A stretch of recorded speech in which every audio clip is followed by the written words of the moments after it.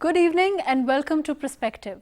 Social media has become the most important source of news updates through platform of websites like Facebook, Twitter, LinkedIn, etc., etc. It has interestingly also become an important source for the mobilization of collective action, instrumental in supporting political and social movements because it provides opportunities for political expression, symbolic identification, collective action and information exchange. Let's talk about how it's impacting our lives day to day, globally and in Pakistan.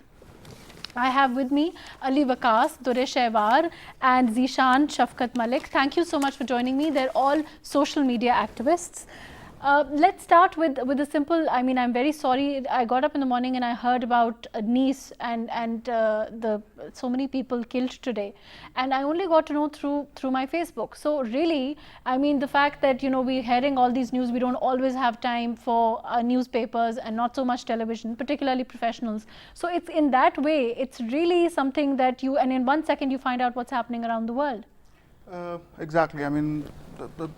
The realm of social media, social networking is, transferring communication from one point to another, and that's basically news is no exception to that. But the good point is that, when we talk about the global village thing, the IT hub, that, the networked realm that the world has already become. So, right. As you just mentioned that, you heard about the French blast that happened last night, and see the swiftness of the message, that how it traveled to your Twitter timeline or Facebook timeline or Instagram or wherever you saw it. So that's the kind of communication barriers that, because the proximity is far away, right. But in journalism we used to have this a barrier of proximity, but now I think so with the advent of social media, everything is very close. You're well connected, but then again, the social media is something without boundaries. News can come in, it might not be news. Right. So and we'll talk about the pros and cons exactly, of that. The power of vetting rests with you. Durreshawar, particularly certain websites that give you that sort of facility, like for us professionals, that we can always refer back to those websites or those social networks where we can always get exposed to the headlines only. And every morning we don't have to go through the newspaper like we used to do it before. Our grandparents used to do that before. I used to see my grandmother going through newspaper all the time. But we don't get time because we're busy with our work. So it's just good to skim through these social networking websites. Right, Zeeshan, coming to you in the political realm of things, and I want to talk about how we had the Arab Spring and the Wall Street movement in 2000, back from 2010. And in that, wouldn't it be wrong to say that these movements were sort of sprouted and they started as opinions and as sources of information on these particular websites before they became full-fledged movements? Social media in a nutshell is a very powerful tool. It can drive propaganda, it can influence people, it can shape your minds. But we are forgetting a very simple thing here, that these social media platforms like Facebook and Twitter, Instagram, all these things, these are controlled by people, a group of certain people who have agendas and everything. There's a thing called selective approach to news. These companies, these corporations do use this selective approach. In your feedback, in your timeline, you said that you saw all the news coming from Nice and people dying there. You wouldn't see much news coming from Kashmir. They do exercise their right of editorial, and they just skim that news out of their timeline, and you will see more of France and more of Europe. You would never see more of Kashmir, because even you upload photos, videos, they do delete them. Facebook has been criticized many times in the past that they somehow use their power and control, to float the news they want to float it. Exactly, exactly. But and that's a very valid point. I think we don't really see as much of Kashmir as much we do of even if you talk about US elections, But then I want to talk about like in Burhan, we had in that his killing. That's something that really came to the notice through. Social media was very exactly. active I completely agree with you. Facebook has made things easier for us. Even all of us. People like us, the students, and people like you, the media person, it's more difficult and more expensive to send your correspondent there, send an OB, a satellite and everything. You have Facebook, Facebook Live. You just use a connection and you're on the web, and you have news broadcasting all over the world. And of course I agree, people have the power now to exchange ideas and news and everything, the proximity thing has disappeared completely. But then again, there are things which somehow put us in the backside. These technologies are made by the Western countries, and they somehow hinder us to express our voices in a more clear way. But Ali, I'll just come. But particularly, I mean, with what is Zeeshan is saying, that they do have editorial. They can change things. Not change things particularly, but there is a sort of censorship to it, or editorial control to it. How much do you agree to that? I agree to that. That's like a global phenomena. I mean, that happens in Pakistan. That happens everywhere else in the world. I mean, Pakistan is not an exception. So not as India, not as any other country. What we need right now is, of course, Facebook is developed by the Western countries. I agree to that. Twitter, the same. Instagram, the same. Okay, we haven't developed anything, right? So fine. But why we have to ponder on why is it that someone like Burhan's issue has eradicated in a jiffy. Why it happened? Because there are certain reasons for that. I'm not very sure of what the reasons are, but the lobbying that they do. For example, our neighbors, they've called in people from, they've opened their doors to Facebook, to Google, to everyone else, and then once they go there, they come under the law, and they are just following the law of that country. So that's where the censorship and the laws and the legal framework come in. We should also open to it. I'll just come back. We should also open ourselves, let people come in. Set up their headquarters over here, and then we can also have our side of the perspective. That's. But like you're saying, Ali, that it's a global phenomena, and I mean, to an extent, you would expect whoever is handling or whoever's behind it to have that sort of control, right, Durreshawar? I would personally agree and disagree as well, because when you talk about trend creating, you see that we create trends in Pakistan. When Idi Saab died, that was a trend. And similarly, so many others like Malala and other issues, and they are getting global. So you can't just say that you don't have an access or you don't have that sort of a say. The thing here is, at the moment, and you both are like special social media specialists and analysts, and you would know that we have less reach in Pakistan here actually. The people using social media are less as compared to what other countries are, especially when you talk about our neighbors. Obviously, they're the IT boomers in the world. No, but isn't that true? That I'll just come back. Zeeshan, don't you think that, out of what I read somewhere, that there are about 2 billion Facebook followers, and out of that 1.8 are in Pakistan? How true is that? There are 1.7 billion people in Facebook using globally. In Pakistan, the number would be around, if I'm not wrong, close to 20 million, perhaps around 20 million. How much is the population? 20 crores. 20 crore the population of Pakistan, of course, around 2.5. Around 2 crore people use Facebook here. Around 1 crore people use Twitter here in Pakistan. Yeah. The numbers are high, but the thing is... So it's not really that small a no, database. it's not small. It's not She's that completely small. right with the trends But then, thing. you right, see that right. you have Durreshawar, just 1 second. Yes. She's So completely it's right with really- the trends thing, but you see, all of us game the system. 50 people Right. sitting in a room can trend anything. They won't. See, Right. that's the same power which we misuse. Can And you these- explain that for 1 second? Like, if I you're- think if to a you're normal in a very Facebook layman user, terms, it doesn't really come when we use through. Twitter, we see 10 trends on the left. Maybe Zeeshan Shafqat is awesome. That is actually possible. Right. All these millions of people using Twitter in Pakistan. If I have 50 friends around me and I tell them that you need to tweet 5 things about me, after several few minutes, and suddenly the Twitter system, the AI, artificial intelligence, thinks that this is unique tweets coming around, the originality, then she will hashtag me, he will hashtag me, you'll hashtag me, and suddenly it will start trending. People do this for their friends, happy birthday Amna, it's trending. It's not Right. news. So we game the So system. that's how we use hashtags. Yeah. And It's we also- actually very easy now. But they are curbing us. They are putting more restrictions to make sure that the real content is coming out. But Right. we still find the loopholes. hashtags have the Twitter hashtags, if we are going towards that a lot of name calling in that Yeah. in those, and that's more like a political rivalry going on, a battle of the hashtags going on, and for so many people out there on social media in Pakistan, I don't really believe the numbers. Acha, okay. You don't Because think that the numbers I are don't as really believe the accurate numbers. as They are not they are accurate. expected to be? They're ballooned up because I was reading somewhere that every Pakistani on Facebook has a doppelganger on Facebook as well.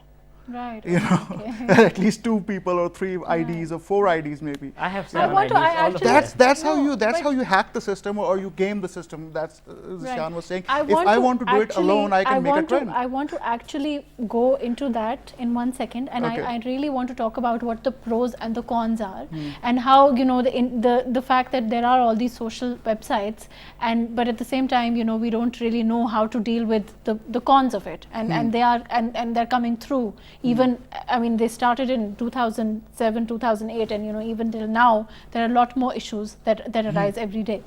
In 1 second. But Durreshawar, you were saying that you think that this is global, right? I mean, this would be. I mean, I think that your voice can be reached. You can pretty much inbox Obama as well. He's got a public Facebook account. So that's an amazing thing, you know. What I was saying is in Pakistan, there's since a less educated class is not on Twitter. Twitter is where, you know, you can create the news, or some other social network like LinkedIn.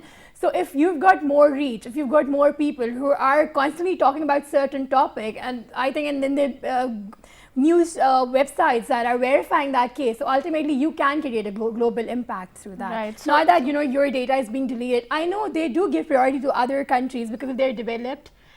But then that doesn't mean that you're always going to be like, you lag behind in some sense. I mean, Right, you so- can pretty much use it in a positive way as well. So do you think it depends, Zeeshan, Yes. on how persistent you are then? You see, nothing has changed, you know, nothing has changed. When William Randolph Hearst originated yellow journalism in America, people would read news and see, oh my God, this cat dog died here, and this thing happened in Los Angeles, this thing happened in America. Right. People were reading fake news, they were believing it. People reading fake news, now they're believing it. Nothing has changed, you know, only the medium has changed. We have Facebook here. My father has no time to vet the news, to see the news happening, you know. He sees these link baits and titles here that this thing happened in Iran, oh my God, let's click the link. When you click the link, okay, let's read some news, and okay. But they're making money out of it, you see. You need to understand very main thing. This whole world works in a certain perspective, you know, the whole thing. People. But you know, to someone like me, when I see some news, and you know, the caption is sometimes different than what the Exactly, actual content yes. is. But then how do you prevent yourself? I mean, how do you know what to click and what not? I mean, you should know that the source is authentic, or how does There are that a few work then? simple steps. You know, there's this thing called common sense. You foresee the domain. You know, if it's the news coming from BBC, Telegraph, Daily Mail, I'll trust it. If it comes from something newsworld247.co.co, I wouldn't believe it. You know, this thing domain thing. Then the thumbnails are there. Then when you click a news website, it must open quickly. You know, it should show some good layout and news and everything. Then there's no ad popping up. So that's something we should. Yes, but to someone like me, it would probably just mean that, you know, the internet Yeah. is slow or something. And then people are curious, you know, we don't have much to do. And Facebook takes more than 2-3 hours of time every day, all of us. So we read news, we read memes and rate things and comment, but people are letting their emotions take over them. But in any case, I mean, even with Ali, I mean, you know, even if we are very busy and whatever we're doing, I mean, because of the advent of the mobile phone, in any case, it's so accessible that you don't really have to be free to be able to access it. I mean, if you're driving around, or if you're sitting in the car, or if you're even at a place of work, you're waiting for somebody, I mean, it's just a click away. And you just, you know, I mean, it's not something that you do when you're free. It's just something that you do all the time now, right? I mean, I'll put it on the technical side. I'll put it more on the battle of the brands right now, the social media brands that we have. I mean, I'm a Twitter user. I will not use Facebook that much. Yeah, if I saw really something cool, I'll just share it. But you know, I posting the tag, or you know, because there's a lot of family on Facebook, and that's why I'm on Twitter. So you know, posting a tag on that, it doesn't mean much to me. But on Twitter, yeah, I mean, there's a news coming in, there's a leader out there who has you know, a verified profile, and he or she says something, and then, you know, I can comment on that just there, like, you know, in 40 characters. It's very interesting from what I've gathered from all this new information that I'm learning also. Durreshawar I think there's a difference between user to user also. I mean, there are, like to what you're saying, there's an educated user, and there is, you know, educated not in terms of how much you've studied, but educated in terms of social media savvy, I would say. Yeah. I mean, they would know what links to not open, and you know, they can ostensibly just see from a particular video that's been uploaded that this might be genuine, this might be not, and then there are others who might not be. Yeah, and there are the people, like we were saying, that certain people will protect their data, and they know how to do it. They know that Twitter is public. they know Facebook is more of a personal thing, and then if they want to make a professional Facebook account, they'll have another account, and then they'll have LinkedIn, and again a very professional side, and then you have Instagram for very close friends. So you see that people have the knowledge. They have the knowledge of using these different social websites. So within the... But it doesn't really matter then, right? I mean, to some extent, you do have the control. I mean, you can either make sure that you have those 180,000 followers on Twitter, or you can make sure that that your Facebook is very inclusive of only a few people that you trust, and then you can have, and then there's no bar on having multiple accounts also. So really, I mean, you do have some measure of control, right, Zeeshan? Exactly. Even you and me, we use social media professionally for marketing perspectives.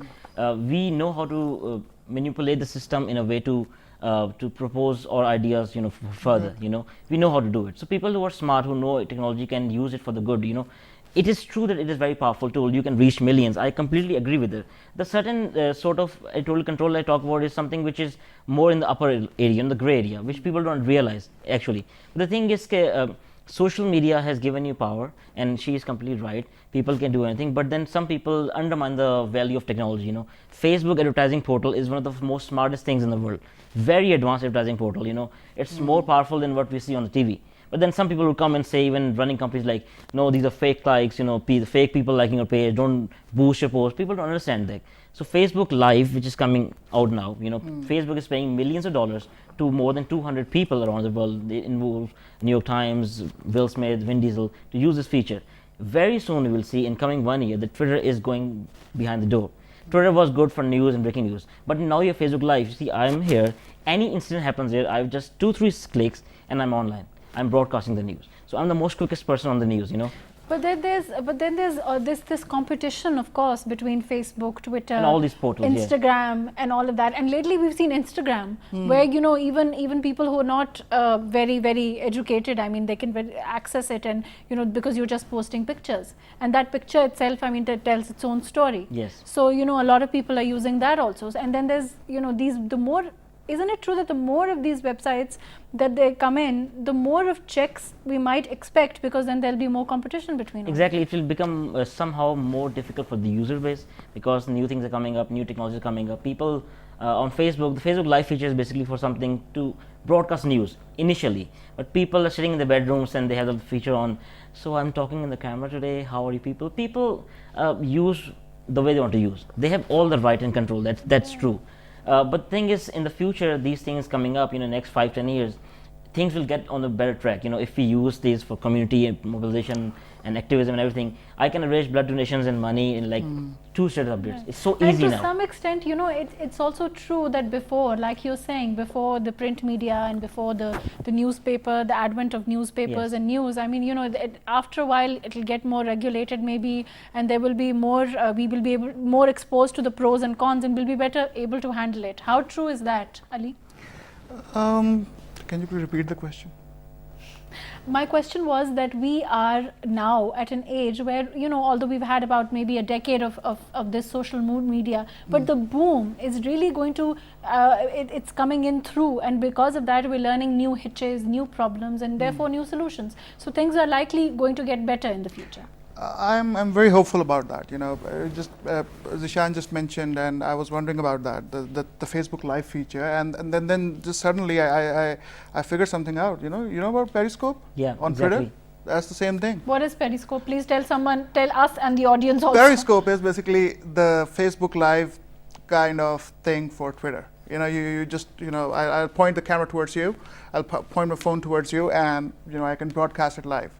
I've done it at a couple of places that I've been covering, and I've been campaigning. And how do you access it? You just on Twitter? On my timeline, you can just see that it's now live. It has 140, let's say 140 or 150 people logged in, and you just click on the play button and it will start. I think it's a 2 or 3 second delay that it starts, and the video starts rolling on your phone, and that all depends, of course, that depends that of the kind of internet connection speed that you have, the connectivity speeds that you have. But how is it different from, let's say, Snapchat then? Snapchat is something, I mean, that's what the whole point is, all cars have 4 tires, you know, one is Mercedes, one is BMW, one is not BMW. So what's the Mercedes of That's internet? totally I think social media? Periscope is used by the professionals. When you're like in the conferences, you can pretty much just share your Periscope story, and that's where you can actually reach to the global market or your followers. You're telling them that you're sitting in an entrepreneurship workshop right now, so that's a good thing. But with Snapchat, it's more of like people are using it for fun, actually, just like going around and going to a mall or a restaurant and posting that story. I want to come to a more serious aspect of all of this social media boom that we've had. I mean, we don't always know the very basic concept of Facebook or, you know, all of this social media interaction is that we don't always know the person behind it. I mean, we don't know who's behind a particular account.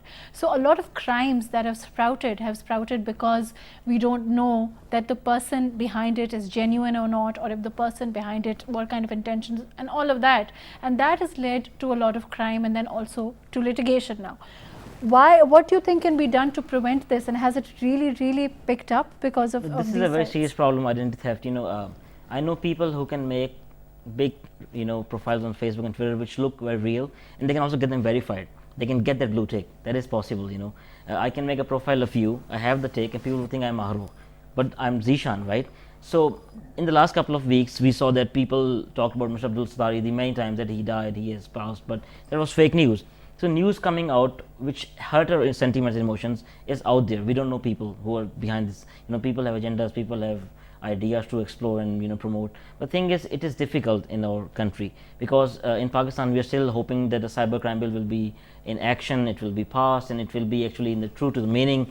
But even in America, he knows, even in Australia and New Zealand, people who have the control, who have Facebook and social media power, they are being suppressed. Mega upload Kim.com, millionaire. He wasn't doing anything wrong, but the thing is, he was hurting the companies settled in America, multi-billion dollar companies. So what they did was they raid his home, they arrest him, they arrest a millionaire, and he's fighting a case against the judge. So the thing is, these things are there. We can somehow educate our people. What are you guys doing from this main channel? People will be aware of these things. But we have, I mean, as I earlier mentioned, and I think I meant to say legislation. We have legislation now, and that obviously will change things when people are apprehended also. But Ali, technically speaking, because you're the technical person here, what do you think, whether technically I mean, how many checks are there technically? Is there a way to actually deal with this problem to some extent through technological means also? We you know, let's try to answer this as simply as possible over here. Right. All of us agree on a point that, you know, social media has no boundaries, right? I mean, I can go there and everyone going there might not have good intentions, right? So the personal self-check is your own responsibility. When you are signing up for a new account on Facebook, on Twitter, it's your responsibility to go to their, you know, support on an FAQ section and read through it. That they have been, you know, people tend to miss it out. Okay, no, but I mean, like why do we have to? For example, when you're posting pictures or when you're posting your personal data, and for example, you make an album, more often than not, when you're posting it, you get this, you know, this document which is very finely printed, and you know, you can't really make out what it's saying, but it does say that, you know, do you agree to the terms, and then there's this whole page, and you just click it. Most of us would click it without actually going through each and every term and knowing what we're clicking to. Yeah, that's what my point is. I mean, read through it. And if you think that, you know, if I'm on Facebook and I am sharing my pictures, on my family pictures, and let's say that I don't want someone other than my own circle, or someone, you know, other than my own self looking at them, so, you know, I can do that. But again, you know, when I was signing up for Facebook, I clicked on accept button of the terms and policies, or the TOS, as we say, the terms of service. Right. And, you know, there they say it very clearly that we are going to use your data no matter, you know, how it is, how available it is to the outside world or your friends or your foes, but we are going to use it for the marketing purposes. We are going to sell your data, you know, we are going to, you know, give it to people, your likes, your dislikes, to firms that will make decisions based on, you know, right, that may be true, and you know, they might be using that data, but you expect somebody like Facebook or like Twitter or like these social websites, okay, they will obviously then, you know, use that data for their own research and all of that, and that they do say. But other than that, I'm saying that when Durreshawar, when it is used as the basis of a crime, and you know, because you don't know who you're talking to, and that has happened a lot in the past. How do you deal with that? Is the only way to really deal with that is just by being vigilant and know that, you know, you authenticate who you're talking to, make sure that you have all your bases covered, and make sure that you're vigilant. Is that the only way then? Yeah, I think because with Facebook, especially, you don't have to add everybody randomly. I would say that, and you don't have to go meet them like that. If you have like some business meeting or something, you set up at a public place where you can actually meet. I think there's so many things that you have to be careful yourself actually, and then there are the mutual friends, and if you see a lot of mutual friends option, you can pretty much check with that person as well. So I think at the end of the day, you're responsible. So we've been hearing cases in the newspaper that some girls were harassed because they added some person on Facebook, they became friends, and then they were asked to meet somewhere. So, you know, I would pretty much blame them, because it's totally, they could have taken care and they could have been more responsible themselves. So obviously these technologies, they have negative like you're points. saying, it really you have to be more responsible. Yeah. But then, you know, considering the fact that it is a boundaryless medium that we are dealing with, I guess it does leave you slightly more open than you would otherwise be, right, Zeeshan? Completely true and completely somewhat not right, because there's technical side. Let's talk about very simple terms, you know, let's not complex the things. It's called boundaryless because you can reach millions. That's what we mean when we call boundaryless. We don't see or mean that there are no regulations, there are no terms and everything. No, right, but you are more exposed than you would otherwise The simple be. thing is, you know, these companies, they are making billions of dollars out of advertising, you know. They want to protect our privacy. That is completely true. They do protect that. But as she said, that we need to be more vigilant, you know. There's nothing like hacking, you know. Nobody can hack your Gmail account. There's nothing like hacking. They can phish your account, they can send you links which you will, if you click those links and enter your data, then they can extract that. Nothing like hacking, nothing like, you know, getting into your inbox, there's nothing like that. So it's really about how vigilant, how careful, and how smart you are. You know, don't are. talk to random people. If I get an ad request from a beautiful girl, you know, I would, okay, let's add her. Why add her? I don't even know her. It's so easy to make fake profile. It takes a few seconds. People need to be more vigilant. People need to subscribe to those news pages, which are authentic news websites. You know, don't go to random news at Zeeshan News Express. Don't like that page. People need to be more careful. And I would like to add, I've known people who've actually they've reported their pages, the fake pages, and they've been blocked. Yeah, they work. And then similarly, there are people who actually recovered their accounts, which were hacked for some reason, if they've left it open in a public place. So, you know, these are the good things. Send your passport copy. And so basically, it's really about how careful you are. And Ali, I want to talk about the e-commerce side of it, and you know, there is obviously internet has led to do that also, but particularly these Facebook, Twitter, and you know, Instagram also. One thing it really has done is that you know exactly when you're buying. Obviously, it's made it more accessible in the sense that you know exactly what you're buying. And then even websites like, you know, you have websites who actually shop for you. And they send you they send you pictures of what it is out there, and then once you've liked it or you've okayed it, they will purchase it for you, you'll get it. How, I mean, obviously that's really helping people out, helping the normal purchaser, the normal consumer, and making it more accessible for them. How instrumental is Facebook, Twitter, Instagram, all of these websites, how instrumental are they in making it easier for a normal person to get there, so to speak? I think that's a very valid point that you have there. It's very important, and how instrumental. See, it's a new line of financial and, you know, a financial trail that has, you know, driven up out of Facebook, out of thin air. You know, for example, let me put it this way. I'm a retailer.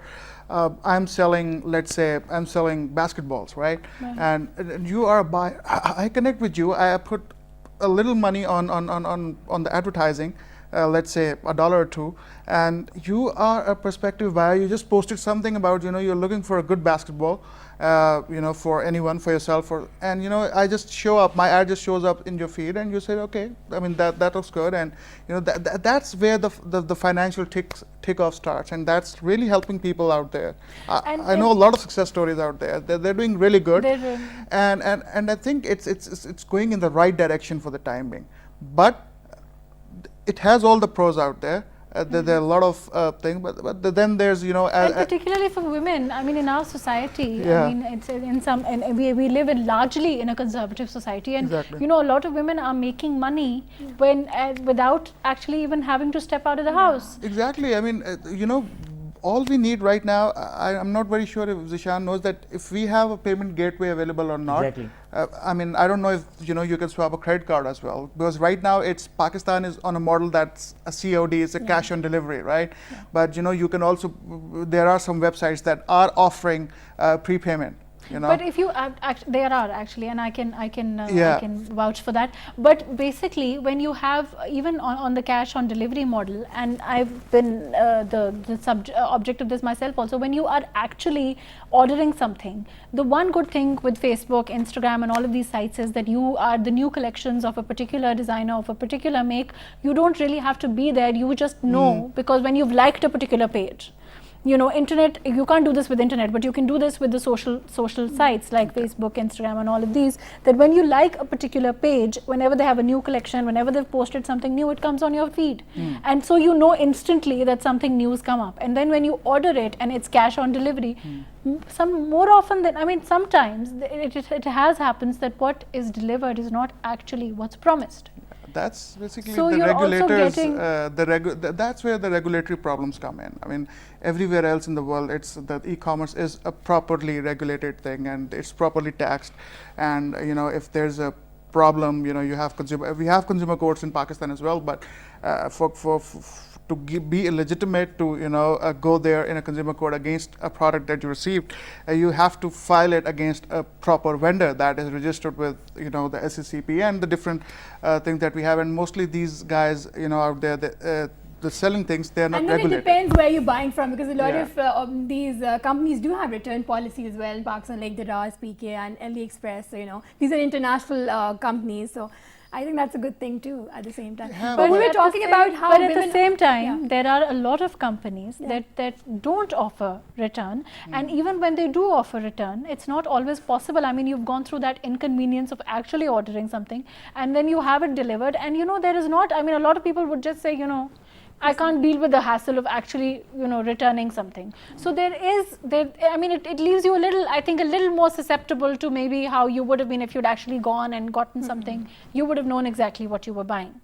But I guess that's what it's about. It's about changing times and having, it's the flip side of It accessibility. would take some time, but like you have, like when you're in England and America and you're shopping, then you have all sort of angles to that product, and you can actually see the videos Yeah. as well. But so I think it would take some time, but definitely in future we can expect something Regulation that is they would important. put up the video of the product, and then ultimately you can see that what's the quality. Regulation is important. Yeah. We need to have, you know, our lawmakers out there listening to us right now. We need to have this thing regulated. You know, there's no point in, you know, imposing more tax on them or whatever, you know, But the we are policy now makers. moving towards, I mean, we have, like I said, we have legislation now, and we are moving towards more and more regulation, because I think it's one of, it's that kind of a system where, you know, more and more issues, whenever more and more issues will arise, we will have more and more solutions also. I mean, that's one way of looking at it. Zeeshan, you were about to say something, I think. I'm just saying that the e-commerce thing is going very good, and as she said, Yeah. there are pages and there are companies which are giving you good products as well. But then we just try to, you know, we're curious people. When we see a good clothing line, a picture out there, and we see 900 is crossed and say 700 now, you're like, let's buy from here. And those pages are being run people who are sitting in, you know, Bannu when they don't have any accounts and nothing. They send you the money, they send you the product, and you get the money, and that's it. We need to be more vigilant as well. But as you're right, you know, our country is progressing, our IT industry is progressing. Things are coming and taking shape. You know, as the cybercrime bill will be passed, it will be in action. People And will they be have done, apprehended. and they have done some good work, and also Yeah. I think as far We as must fraud, appreciate, I guess. mean, we do always, and of course for fraud, Yeah. we have, I mean, clearly we have law against it, whether it's on We just don't e-commerce or pursue any it, and other we way. just babble about it. You know, I that mean, how things much don't you work. pursue it obviously Yeah. is one other thing, but technically speaking, Zeeshan, how, I mean, is there a particular age bracket where you think that it's where you find more users of Facebook and all of these social websites? Of course, the biggest age bracket is the teenagers, I guess. Yeah. On 20 Instagram and Snapchat, it's just teenagers. Even on Facebook, you would see that the people from 13 to 20 or more, and then people who are 40 above, you know, they also use a lot of Facebook. Yeah. A lot of Facebook, you know. Parents. All my family And members. from by yeah. Facebook, I mean all of these, most of these Most of those networks, social yes, yes. networks. My mother is 60 plus, she uses it. Yeah. Right. So that's the kind of but, age bracket But you use. really, my question really is that, I mean, there's a particular target age bracket where we find that it is used more, and therefore in politics also. And coming to you, Ali, in politics also, we see that, you know, because of these the social network sites and social media that's sprouted up. I mean, it can be used, and I've mentioned this before also with regard to other movements like in Arab and in Arabia and the Wall Street. But in Pakistan particularly also, we've seen that social media has really, do you think, sort of changed politics? See, I'll start it. From 2009 when I joined Twitter, it was a very calm place. It was a very, very calm place. We had supporters of different, you know, backgrounds, different parties, different things, and we used to have very good discussions since 2011, 12. And then something happened, and I don't know what happened. I don't want to go into what happened, but then, you know, this trolling and everything else started, and then, you know, so you're saying that the you were just negative attacked aspects, for an you're saying that the opinion. negative aspects of that have also now are you know, obvious. As far as my opinion is concerned, you know, 2011, 2012, 2009, the bracket was cool. I mean, Zeeshan will, if he was on Twitter, if he was in Orkut, he'll be knowing that, you know, a lot of good discussions were there. People were discussing stuff, you know, very, very professionally, you know, and keeping the respect of other people. But let's leave the content out for a while. Yeah. Whatever the content may be, it definitely has made a difference in the political realm. Yes, in urban hubs, yes, definitely. I won't disagree to that. How would you differentiate it between the urban and rural? Of course, I mean, the people with the access to social media, with the access to all the, you know, the things that political But parties isn't had the to say. rural bracket now more open to it also? It is open, you know, like we discussed before, it is open. People, you know, they are going into it. But then again, you know, a rally that's taking place in an urban area will get more social media, you know, coverage or audience or, you know, outreach that we call. Will get more outreach than a rally that's happening in a rural area, in a far-flung area of, let's say, Zob in Quetta. I mean, or maybe it's not, Zob is not that, you know, far-flung. Let's say Chaghi, if it's happening over there. So it won't be very, you know, active on social media for that. Right. Okay. So it's really. So it's just more about the access. The people who have access to it, they are turning out to be informed voters. Right. And that's the positive aspect of And it. I That's would the like to positive add, and aspect. That's the of- positive that's, aspect. You're saying that that's really improved things. Exactly. And as far as it's it's more. I mean, it's educated the normal voter, wouldn't you say? Exactly. I mean, I really give the credit to, you know, whoever started this revolution, that, you know, now you can, you know, compare apples with apples. You know, Right. one person has to say one thing and the other has to say another thing. I mean, and, you know what's and that's going in the on sanity better. bracket that I'm talking about. I mean, not the trolling content that I'm talking about. But I'm not really, it's really about not so much, I mean, content of course is important also, but it's really about, it's giving you more information, definitely. Exactly. to the It's normal person. making Yes, us yes, informed. what were you Talking about the saying? political parties now, I think the campaigns are being run on social media. They've hired people specifically designed for those tasks. Yes, and I want to ask about that. Yes, politics, yes, it has improved, but Durreshawar specifically with regard to, let's talk about the PR side of things. I mean, when you're running a business or when you're a personality, even if you're a media personality, PR firms are using social media also. And how are we impacted from that? I think that again, social media, you don't have to pay anything, like we've discussed. It's a free sort of a network. So it's a good earlier people had to use advertisement and then the news channels and other things No, for but the you PR. are paying the PR firms, right? But then again, but with social media, with Twitter or Facebook, you can do that for free as well. Or it won't cost that much, even if you're paying it to PR firms through social media, and No, that's not a lot of money. But are you getting professional handlers? I'm saying that when professionally firms are handling, when they're handling a particular personality, whether it's a media personality or Indian pop stars, Pakistani pop stars, anybody, when they're handling a particular personality, they are using social media very conclusively as a tool. Isn't that true also? And then again, it is being authorized by the person as well. Like if they're using your, they're making it for you, your PR, so definitely you are going to be in the loop as well at the same time. So what you want, I think you will be making your own action plan for them to be used. They're assisting you and facilitating you, and that's I think a lot of celebrities I know, and they're using their own Twitter handles and their own Facebooks. So it basically depends. But if you're not using your own, if somebody else is, a PR firm, I think they're doing a great job. They're doing a great job. Just want to add something over here. Just I think she's right about the PR firms doing it, but for just to have the difference between the celebrity side and the political side, there are two main things that are social media that people love. Basically, that they follow celebrities and they follow their parties, their faith, their whatever they believe in. On the celebrity side, it's still the public relations management or the PR management or whatever you call it. But on the political side, it's more about perception management.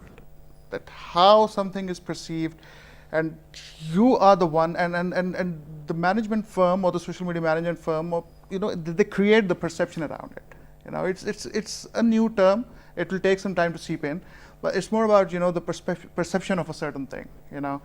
If someone has a perception, oh, that guy is really good, and a perception that guy is really bad. The challenge over here is a perception manager has to convert that bad into good via social media or other PR activities. So that's but then you lie the foundation, right? First you have to do something to make that sort of an impact, and then you're going to externalize that sort of a thing to that PR company. So it's not solely dependent upon those people. Actually, it's you basically. It's really but it's really just about building and aiding an image. Exactly. And and obviously it's become more accessible since the advent of social media. Zeeshan, particularly to you, there were times that recently, last year, people were arrested. 2 journalists were arrested, not in Pakistan, but I think in India, where they were arrested for supporting some rebels, waging a long-running insurgency against their government over an inflammatory post.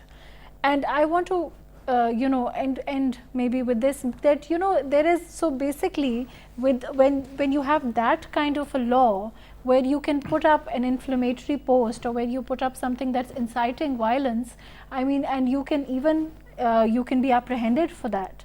We have mechanisms for that in Pakistan also. We have. So do you think that we're moving more towards we're socially responsible? I completely agree. We are moving in the forward direction. People sometimes think that Pakistan is lacking behind technology, and we are lacking behind in people who know technology. Just like they were saying, the PR management people, we have so smart people who are making millions of rupees in Pakistan, and they're smarter than people in Romania, Europe, America, England, all these countries.